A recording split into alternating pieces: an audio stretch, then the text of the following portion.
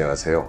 이 박사입니다. 지난 8월 1일은 중국 인민해방군의 창군 기념일이었습니다. 때가 때인지라 커다란 행사는 열리지 않았고 지역에 따라 소규모 행사들이 열리는 정도로 치루어졌죠. 이날 인민해방군의 기관지에서는 기념 논설 그리고 관련 보도들이 실렸습니다. 시진핑 주석 관련 보도가 당연히 헤드라인에 실렸죠. 그런데 재미 반중 인사 중에 한 사람인 전퍼콩이라는 사람은 이날 기사를 들여다보니 시진핑 주석을 국가주석이라고는 호칭을 했지만 군사위원회 주석이라는 호칭을 사용하지 않았다, 이렇게 지적을 하면서 이것은 매우 중요한 신호일 수도 있다고 하였습니다. 전퍼콩은 이어서 남중국해에서 거행되고 있는 해방군의 군사훈련 보도에서도 특이할 만한 기사가 있다고 지적을 하였습니다. 사실 이 기사는 전퍼콩 뿐만이 아니라 중화권 여러 매체가 상당수 관심을 보인 그런 기사입니다. 그 내용이 무엇인가 하면 군사훈련 중이었던 군함 중에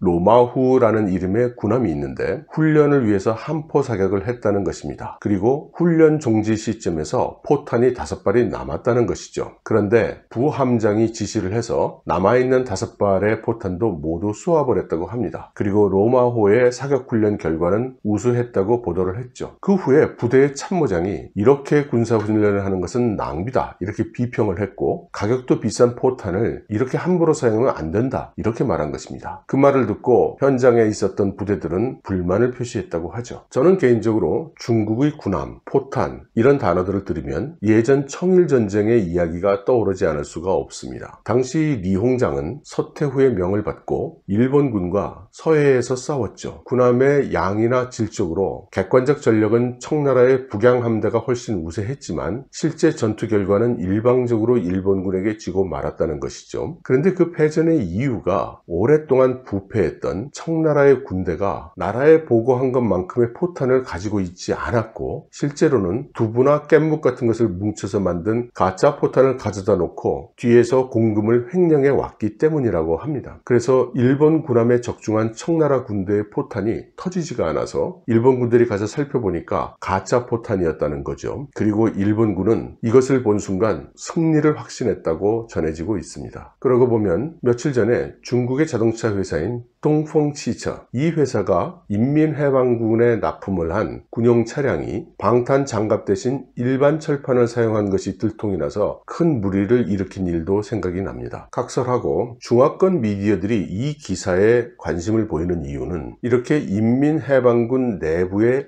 의견 불일치, 이것을 외부에 보도하는 것은 기존의 중국 공산당 체계 또는 인민해방군 체계에서는 매우 드문 일이기 때문입니다. 어쩌면 이런 식의 사소한 이야기가 군부 내부의 갈등을 시사하는 그런 의미일 수도 있기 때문이죠. 즉 인민해방군 내부에 적게는 이번 군사훈련의 범위에서, 아주 크게 생각하면 미중 군사 대립이라는 그런 패러다임에서, 그 사이라면 현재의 군부 상황이라는 그런 패러다임 에서 내부 불만 및 이견이 있을 수 있다는 것을 의미할 수 있다고 보는 것이죠. 이런 시각과 이어있는 보도가 중화권 매체에서 또 하나 나온 것이 있는데요. 미국 허드슨 연구소의 마이클 필스버리가 중국의 인민해방군은 아직 미국과 싸울 수 있을 만한 준비가 되어 있지 않다고 했다고 하는 것입니다. 제가 이 중화권의 보도를 보고 필스버리의 원문 내용을 찾으려고 했지만 찾지를 못했습니다. 그래서 완전히 사실인지는 확인을 못했네요. 아무튼 이 중화권 매체의 보도는 인민해방군이 아직 미국과 싸울 수 있을 준비가 안 됐다고 한다는 것이고, 그리고 시진핑 주석이 이를 받아들이기 어려워한다고 이렇게 전한 것입니다. 이렇게 중국의 약한 모습들이 부각되는 보도가 많이 나오기 시작하는 것은 상대적으로 미국 쪽은 거칠게 일련의 대중압박 조치들을 끊임없이 내어놓고 있기 때문이기도 할 것입니다. 미국은 최근에 가장 성공적인 중국의 독자 서비스인 틱톡에 대해서 신뢰할 수 있는 미국 기업에 매각하거나 아니면 철수할 것을 명령을 했죠. 그리고 이어서 중국 최대의 메신저인 위챗에 대한 제재를 검토하고 있다고도 했습니다. 폼페이오 국무부 장관은 클린 네트워크 정책을 발표를 해서 중국이 해저 케이블과 같은 물리적인 네트워크에서부터 중국 전신과 같은 통신 사업자, 그리고 알리바바 같은 클라우드 서비스, 틱톡과 같은 이동통신 어플, 최종적으로는 화웨이와 같은 소비자 단말기에 이르기까지 일체의 중국 기업들을 네트워크에서 대해서 몰아내는 조치를 발표를 한 것이죠. 그리고 미국은 이어서 홍콩 구간법에 관련해서 11명의 중국 관원들에 대한 제재 조치도 발표를 하였습니다. 이런 제재 조치는 지금 진행 중이라고 했던 베이다이허 회의 분위기에 영향을 줄 것이면 틀림이 없죠. 이 11명의 관원들 중에 7명이 홍콩 사람, 4명이 중국 본토 사람이었죠. 홍콩의 관원 중에 가장 계급이 높은 사람은 캐리람 행정장관이었고, 중국 대륙 쪽에서 가장 높은 사람은 샤오바오룽이었습니다. 샤오바오룽은 성서기를 지낸 인물이니만큼 이번 미국의 제재 조치는 중국의 성서기급까지 진행이 됐다고 볼 수 있겠습니다. 중화권 일각에서는 이보다도 더 높은 사람을 제재했어야 된다, 이런 목소리도 있는데, 만일 샤오바오룽보다도 더 높은 사람을 제재한다면 총리 또는 부총리가 돼야 되는 것입니다. 하지만 만일 부총리를 제재 대상으로 삼는다고 하면 현 부총리인 한정, 순춘란, 후춘화, 그리고 료허, 이 4사람 중에 일부 또는 전부를 선택해야 하는 것이죠. 홍콩 관련 업무를 관장하는 사람은 한정이죠. 그러나 이 사람의 경우에는 중앙상무위원 7인 중에 한 사람으로서 집단 지도 체계인 중국의 국가 체계상으로 보면 국가 최고 지도자인 것입니다. 따라서 한정을 제재하는 것은 명분 논리상으로는 중국의 최고 지도자를 제재하는 것이 되고, 이것은 선전포고와 동일한 비중을 갖게 되어서 지금 단계에서 그렇게 할 수 있다고는 생각하기 어렵습니다. 순춘란, 후춘화, 이 2사람은 업무상으로도 홍콩과는 관계가 없거니와 실권도 별로 없는 사람들이죠. 이 사람들을 제재 대상으로 삼을 명분도 그리고 실리도 없어 보입니다. 료허 부총리의 경우 현재 미국과의 대화 채널이고 책임자이죠. 이런 상황을 고려해 본다면 샤오바오룽을 제재한 것은 현재 미국의 입장에서 제재가 가능한 가장 높은 직위, 가장 높은 사람을 제재했다, 이렇게 보는 것이 타당할 것 같습니다. 그리고 관원들에 대한 제재 얘기가 나오니까 이제 와서 새삼스럽게 스위스 은행의 중국인 예금 이야기도 다시 나오고 있습니다. 스위스의 외무부 장관 이그나치오 카시스가 스위스는 EU와의 관계가 없는 관계를 감당할 수 없다라고 했는데, 이 발언의 맥락은 스위스와 중국 간의 관계가 멀어지고 있다는 그런 의미와, 또 홍콩의 일국 양제의 포기는 홍콩에 투자한 많은 스위스 은행들의 이익을 침해한다는 그런 맥락에서 한 이야기였기 때문에 스위스가 경우에 따라서는 중국에 대한 금융 제재에 참여하는 것이 아니냐, 이런 추론을 낳고 있습니다. 이것은 바로 작년 8월에 양회 기간 중에 인민 대표 중에 한 사람인 짜캉, 이 사람이 중국의 SNS에 올렸던 글, 스위스 UBS에 중국인 100명의 예금 액수가 7조 8천억 위안이라고 한다 라는 글을 올려서 당시 중화권 전역에 반향을 일으켰었죠. 그래서 이 두 이야기가 연결이 되면서, 야, 스위스가 중국에 대한 제재에 참여하면 이 거금 1조 달러가 넘는 돈이 동결이 될 것이구나, 그러면 이번 베이다이허 회의에 모여있는 중국의 지도부 인사들이 엄청난 충격을 받겠는데, 이런 추론들도 하고 있는 것이죠. 그렇게 거액의 돈을 가지고 있는 사람이라면 중국의 최고 권력자들이라고 생각하기 때문이죠. 이렇게 미국에 갈수록 거칠어지고 있는 대중압박, 그리고 고위 관원들에 대한 제재, 남중국해에서 계속 증가하고 있는 무력 시위, 이것들은 모두 현재 진행 중인 베이다이허 회의에서 시진핑 주석을 압박할 것이라고 이렇게 해석이 되고 있습니다. 그렇다면 과연 이번 베이다이허 회의에서 일부에서 이야기하는 것처럼 시진핑 주석의 하야를 요구하는 것과 같은 사건이 일어날 것인가? 재미 중국 전문가 정샤오농에 의하면 꼭 그렇지가 않은 것 같습니다. 정샤오농은 2가지 이유를 들고 있습니다. 하나는 현재 미중 갈등 국면은 반대 파벌을 무시하고 시진핑이 중국몽을 독단적으로 추진한 결과가 아니라는 것입니다. 이것은 덩샤오핑의 타오광양회에서부터 시작이 되는 중국 공산당의 장기 전략에 피치 못할 결과라는 것이죠. 다시 말해 중국의 타오광양회는 전략의 종착점이 아니고, 중국이 타오광양회를 힘을 키운 다음에 그 다음에는 중국의 국력을 내보이고 미국의 양보를 얻어내서 세계 질서를 바꾼다는 것이 전체 전략이었다는 것입니다. 그리고 이를 통해서 중국이 군사, 정치, 경제적 이익을 더 많이 얻고 더 큰 힘을 키울 수 있는 토대가 마련되기를 바랐다는 것입니다. 이 과정에서 중국 군부는 군사력 강화, 군비 증강을 원했고, 시진핑 주석에게 사실상 다른 선택은 없었다는 것이죠. 2번째 이유로는 대외적, 대내적으로 중국 공산당의 불안함이라든가 동요, 이런 것을 보일 수가 없다는 것입니다. 제가 보기에는 매우 정확한 지적으로 생각이 됩니다. 중국이 지금 이 시점에서 시진핑 주석을 낙마시키는 것은 현재와 같이 미국의 압박이 가중되는 상황에서는 중국이 굴복한다는 것이 됩니다. 만일 중국 공산당이 굴복하는 모습을 보이게 되면 내부에서는 그동안 참아왔던 인민들의 불만이 터져나오게 되는 계기가 될 수 있는 것이죠. 그래서 정샤오농은 중국이 3단계 대응을 할 것이라고 합니다. 1단계로는 인민들에게 이 난국을 함께 헤쳐나가자 이렇게 요청한다는 것이고, 2단계로는 대미 냉전을 적절한 수준에서 자제하면서 전기가 일어날 것을 기다린다는 것입니다. 세 번째로는 반미 선전을 강화한다고 합니다. 여기서 1단계와 3단계는 기본적으로 선전전에 해당이 되죠. 적지 않은 한국 분들은 이런 공산당 특유의 선전전에 대해서 그 효과나 그 의미가 크게 닿지 않을지도 모르겠습니다. 그렇지만 중국 공산당은 공산당을 만들 때부터 혁명에 성공하여 중국을 차지할 때까지, 이 시점까지 언제나 무력과 선전, 이 두 가지 수단을 공산당의 양대 무기로 삼아오고 있습니다. 예를 들면 지금 당장은 미국을 자극하고 싶지 않기 때문에 일시에 모든 중국 댓글 부대의 활동을 중단한 상태라고 합니다. 그리고 대내적으로는 중국 인민들에게 상황이 변해도 놀라지 말고 함께 난관을 이겨나가자 이렇게 하고 있다는 것이죠. 그런 한편 대외적으로는 중국 공산당은 최근 약간씩 입장을 바꿔서 이전의 강경한 태도에서 조금씩 부드러워지는 변화를 보이고 있기도 합니다. 주미 중국 대사인 최팅카이는 중국은 미중의 긴장 국면을 바라지 않는다, 미중은 대결보다는 협력을 해야 한다, 이렇게 최근에 한 미디어에 출연했을 때 이야기를 했죠. 왕이 외교부 부장도 신하사와의 인터뷰에서 말투나 태도는 지금까지와 같은 당당한 자세를 유지를 했지만 그 인터뷰 말미에 가서 최종 결론을 보면 결국 남중국해에서 미중 두 나라가 새로운 규칙을 상의해서 정하면 될 거 아니냐, 이런 말을 합니다. 최근에 중국 외교부의 입장이 미국과 어디든 누구든 어떤 주제든 대화를 하고 싶다라고 했다는 것을 보면 현재 중국의 태도가 상당히 부드러워진 것으로 볼 수 있는 것이죠. 물론 말은 부드럽게 해도 내용은 어디까지나 중국 위주의 사고방식을 담은 것이기 때문에 미국이 받아들일 것 같지는 않습니다. 그런데 저는 이렇게 중국이 태도는 부드러워도 미국이 받아들일 것 같지 않은 제안을 하고 있다는 사실 때문에 역설적으로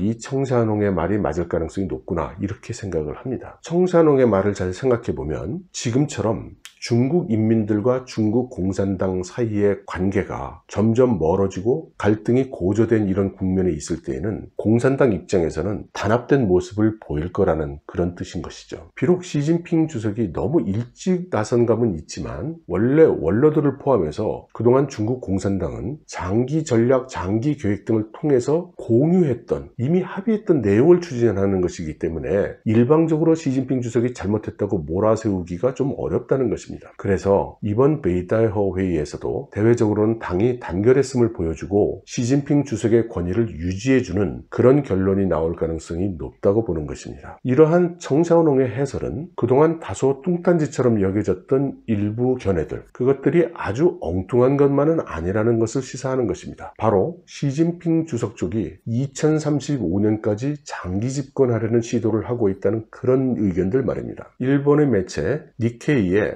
나카자와 카츠이라는 사람은 지난 8월 6일에 글에서 주장하기를 최근 신화사가 보도한 내용에서 10월에 오중전회를 연다고 했고 그 의제가 14차 5개년 계획과 2035년 장기 목표라고 한 것은 시진핑 주석이 그때까지 장기 집권을 하겠다는 의도다, 이렇게 해석을 했습니다. 사실 저도 똑같은 의견을 여러분들께 드린 적이 있죠. 저는 그냥 어림짐작으로 한 이야기고요. 이 나카자와는 한 정치적으로 권위 있는 인사의 말, 이것을 근거로 이야기를 전한다고 했습니다. 그러니까 근거를 확보한 것이죠. 그래서 나카자와는 시진핑 주석의 진정한 의도는 장기 집권이고 이번 오중전에는 다시 15년을 더 집정하겠다는 그런 선언이다, 이렇게 이야기를 하고 있습니다. 그 후에 있었던 니케이의 후속 보도에 의하면 이렇게 중요한 결정을 베이다이허 회의 이전에 미리 사전 결정과 발표를 했다는 것은 이미 베이다이허 회의나 원로들의 의견은 이전처럼 중요한 권위를 가지기 힘들어진 것이다, 이렇게도 전하고 있습니다. 그리고 방금 제가 본 소식인데요, 8월 8일에 리잔수가 베이징에서 회의를 주재한 것이 알려졌다고 하고, 그렇다면 이미 베이다이허 회의는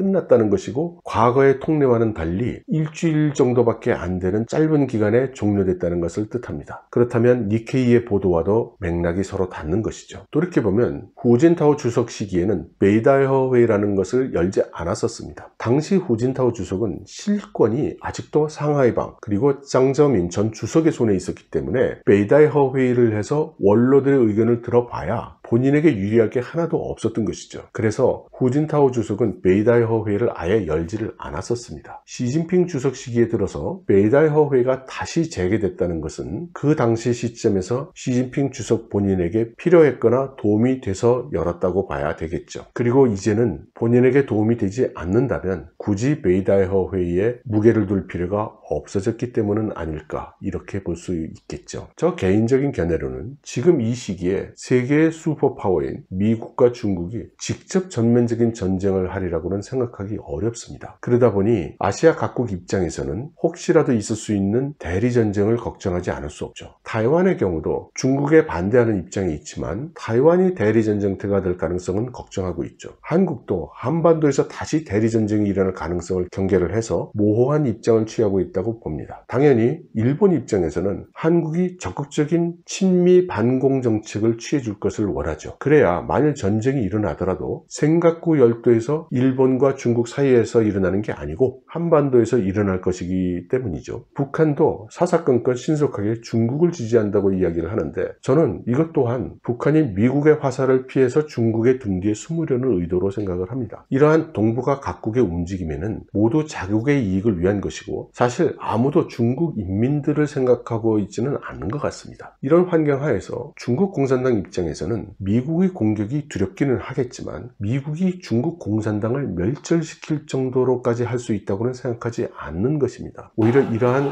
외부 환경의 악화를 중국 공산당 그리고 시진핑 정권의 장기 집권을 도모하는 데 이용하려고 하고 있는 것이죠. 그래서 저는 이런 일련의 보도들 중에서 중국 정치의 본질적인 한 면을 이해할 수 있다고 생각을 합니다. 바로 중국 공산당을 무너뜨릴 수 있는 것은 오로지 중국 인민들 뿐이라는 것입니다. 그리고 그렇기 때문에 이 점을 꿰뚫어 본 미국이 최근에 와서 중국과 중국 공산당은 다르다, 또 중국 인민과 중국 공산당은 다르다, 이렇게 이야기하기 시작했다고 생각합니다. 반면 중국 공산당 입장에서는 미국이 중국을 공격하고 있다, 이렇게 선전전을 펼치는 것이죠. 다시 말해서 미국은 중국 인민 그리고 중국 공산당의 대결 프레임으로 가져가고 싶은 것이고, 중국 공산당 입장에서는 중국 그리고 미국의 대결 프레임으로 이렇게 만들고 싶은 것입니다. 양쪽 모두 선전전을 하고 있다고 봐야 되겠죠. 우리 한국에 있어서 미중의 대결 구도 속에서 동북아 그리고 한반도의 평화를 추구하면서 우리 모두 공영의 길을 도모할 수 있는 방법은 우리가 중국 인민과 연대하고 협력하는 것 외에 다른 방법은 없지 않나 싶습니다. 여러분 들어주셔서 감사합니다.